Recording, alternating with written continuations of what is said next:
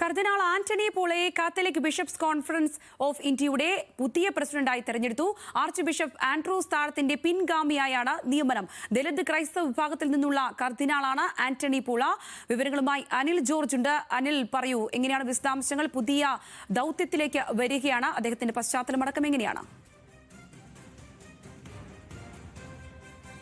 ഭാരത കത്തോലിക്ക മെത്രാൻ സമിതിയുടെ 37ാമത് വാർഷിക സമ്മേളനം ഇപ്പോൾ ബംഗളൂരുവിൽ നടക്കുകയാണ്. അതിൻ്റെ ആദ്യ സെക്ഷനിൽ തന്നെയാണ് പുതിയ ഭാരവാഹികളെ തെരഞ്ഞെടുക്കാനുള്ള തെരഞ്ഞെടുപ്പ് നടക്കുകയും ചെയ്തത്. ഇതിൽ ഇന്ത്യയിലെ ദളിത് വിഭാഗത്തിൽ നിന്നുള്ള ആദ്യത്തെ കർദിനാളായ കർദിനാൾ ആന്റണി പോളയെ ഭാരത കത്തോലിക്ക മെത്രാൻ സമിതിയുടെ പുതിയ തലവനായി തെരഞ്ഞെടുത്തു.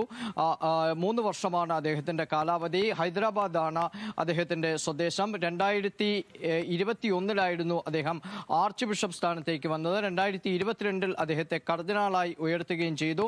ദളിത് വിഭാഗത്തിൽ നിന്നുള്ള ഇന്ത്യയിലെ ആദ്യത്തെ കർദിനാൾ എന്ന വിശേഷണമാണ് അദ്ദേഹത്തിനുള്ളത്.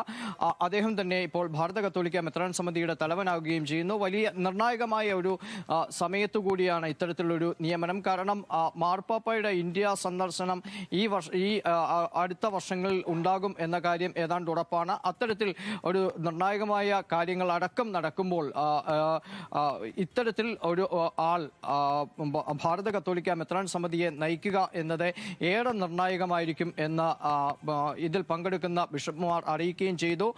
ഹൈദരാബാദ് സ്വദേശിയായ അദ്ദേഹം ദളിത് ക്രൈസ്തവരുടെ ഉന്നമനത്തിനായുള്ള പ്രവർത്തനങ്ങളിലൂടെ വളരെയേറെ ശ്രദ്ധേയനായ വ്യക്തി കൂടിയാണ്. സംഗീത. ശരി അനിൽ.